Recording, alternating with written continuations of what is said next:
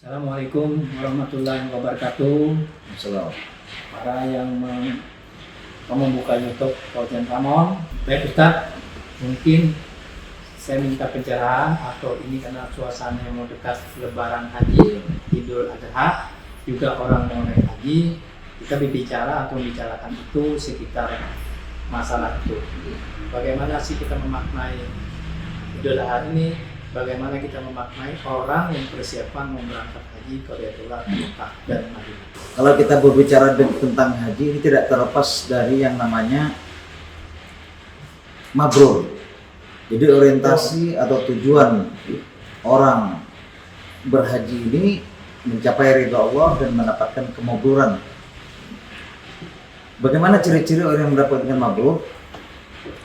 Maka Rasulullah paling tidak beliau menyampaikan diantaranya dua hal. Yang pertama, sebelum berangkat umrah orangnya itu engken kalau sebenarnya. Sebelum berangkat umrah itu pikir, sebelum berangkat umrah tidak senang membantu sesama.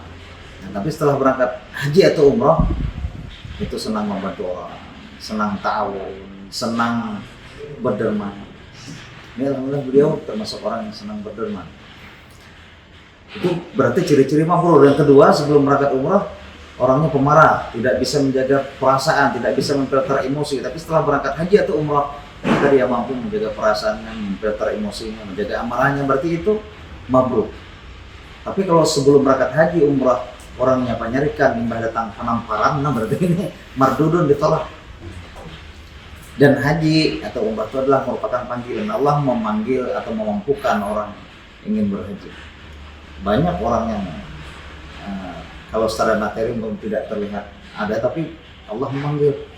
Makanya haji Pak Jokowi itu macam-macam, ada haji masjid, haji gara-gara mengurus masjid, haji kaum diberangkatkan, ada haji mamat, haji mau urus madrasah jadi guru umpama, haji wahyu, haji gara-gara sawah payo, perumahan dan Haji yang lain-lain. bertugas melayani haji, itu kan banyak Jabidin. ya. Jabidin atas biaya dinas. Cuma sebenarnya menurut kita yang orang jadi pelayan haji di Mekah Madinah sebaiknya tuh orang yang pernah berangkat sebelumnya. Pernah Ini kebalikan, belum pernah lalu gimana melayani orang lain? Iya, betul. Kalau beliau Pak Haji Ramon, haji gara-gara menolong orang. Artinya sih berkah dan bersedekah, alhamdulillah Allah memberikan kemudahan. Nah itu berkaitan dengan haji. Kemudian Idul Adha itu salah satu hari umat Islam. Paling tidak ada dua peristiwa penting. Pertama haji, yang kedua kurban. Nah kurban ini Ustaz, kadang-kadang sudah negara rame ini sambil utang-utang dari korban, biar orang Banjar itu enak banget ditampung. Kira-kira gimana menurut pandangan Ustaz Sufyan? Orang yang berkorban itu diwajibkan bagi yang mampu, bagi yang tidak mampu tidak usah memaksakan diri, berutang-utang segala macam, memaksakan berutang juga kerugian tuh. Kadang-kadang niatnya tuh hanya akad dan lain-lain, penampilan. Nah kemudian memang padulat korban kan luar biasa, tapi bagi yang mampu, kalau tidak mampu berniat saja pun insya Allah sudah dapat nilai pahala.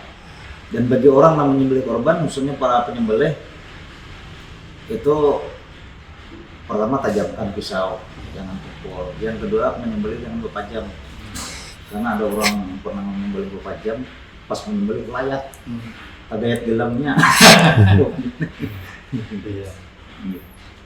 Nah lalu ada Ustadz nih kebiasaan di Indonesia lah, khususnya di Kalimantan Selatan, orang tuh kayak berlomba-lomba untuk berkorban.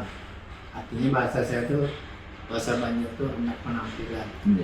Orang menurut saya tidak harus dipaksakan. Kepentingan pribadi rumah tangga dulu berkorban.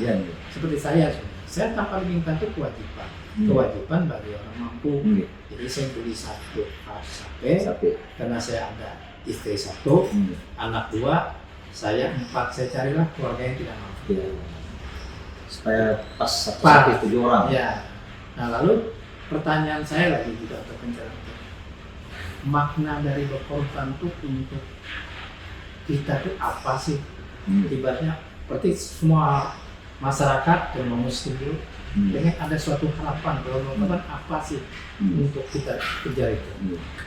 Yang pertama, orang berkorban itu mengambil napak tilas sejarahnya Nabi Ibrahim alaihissalam. Bagaimana ketaatan seorang hamba terhadap Allah, kemudian ketaatan seorang anak terhadap orang tua.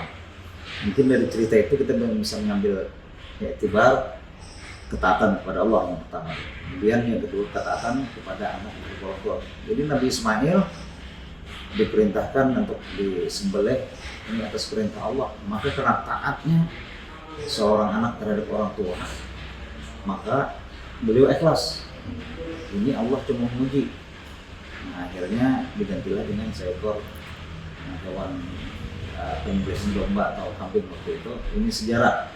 Jadi apa yang kita tampil ini berulang, satu taat kepada Allah, dua taat kepada Rasul. Yang kedua, karena memang aculah atau nilai pahalanya itu besar. Karena diberikan Sayyidina Ali, kata Sayyidina Ali, orang yang tawar menawar melangkah menuju untuk membeli hewan kurban, setiap langkahnya nilai beberapa kebaikan, ditutup beberapa keburukan. Kemudian di saat tawar menawar dengan orang yang menjual sapi, nah ini berapa harganya, setiap kata-katanya itu dinilai tasbih. Nah, jadi dinilai tasbih, bukan berarti mulai berusukan sampai anggota tawar. Dinilai tasbih. Kemudian yang selanjutnya bila hewan itu disembelih, maka setiap tetesan darah itu menjadi malaikat itu selalu memintakan ampun, istighfar kepada orang yang berkorban. Jadi ada rugi kalau perjalanan tiap Ada rugi. dan memang ada. Dan memang Ada sampai utang. Iya. Karena kalau utang janji suatu saat kan orang tagih, Iya. ditagih nyari-nyari ya. Utang ditagih nyari-nyari malah yang mau utangin sakitnya. Iya. Ya, mestinya kan orang yang berutang tuh terima kasih kalau memang kada ada duit, ya jujur pada usah menyari-nyari, karena ambil parang segala macam. Jangan menyari-nyari. Karena penyari pemarah atau bahasa kita penyarikan tuh kan ketujuh orang bisa. Iya, marah lah. Makanya ilmunya bagus, tenang, ceria, lucu. Tadi kan ada jemaah Ustaz ketemu kita di Dari Jambu Burung. Nah, dan Jambu Burung. Dia pernah lihat Ustaz di TV. Saya tanya gimana suka kan kalau lucu tuh bilang lapar ya. Iya, betul. Kalau Ustaznya pemarah, saya lapar bilang misalnya. Kayak ada tuan guru penyarikat mengaji ada. Nah, Membaca a'udzubillahi minasyaitonirrajim. Membaca muridnya. A'udzubillahi minasyaitonirrajim. Dia gurunya sya. Nyari sya. Langsung menangis muridnya. Wajar gurunya kenapa kan menangis? Orang kada bisa dipaksa. iya. Jadi ada caranya Ada kalau kita cara. dakwah Iya, ada Ustaz. cara.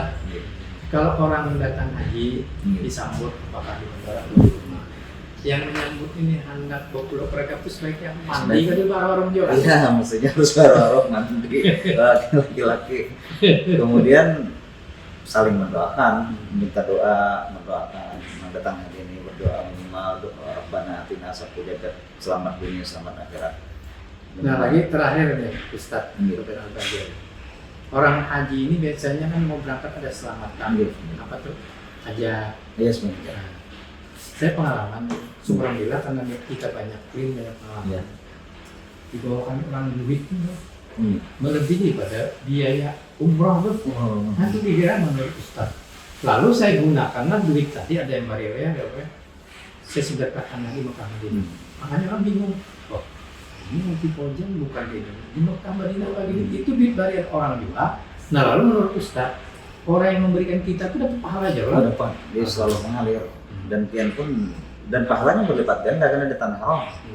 Ada yang 1000 kali lipat, ada 100.000 kali lipat di tanah haram Mekah Madinah. Kita jangankan bersedekah, kita belanja pun nilai sedekah. Kita belanja nilai sedekah. Itu ada keluarga ulun tuh datang di Mekah tuh orang Arab tuh ikut, ada temannya. Dibawalah ke pelayan hari. Wah, jadi ini banyak sekali kurma juga di sini. Kada tahu kalau sawit. Dia mirip kurma sawit.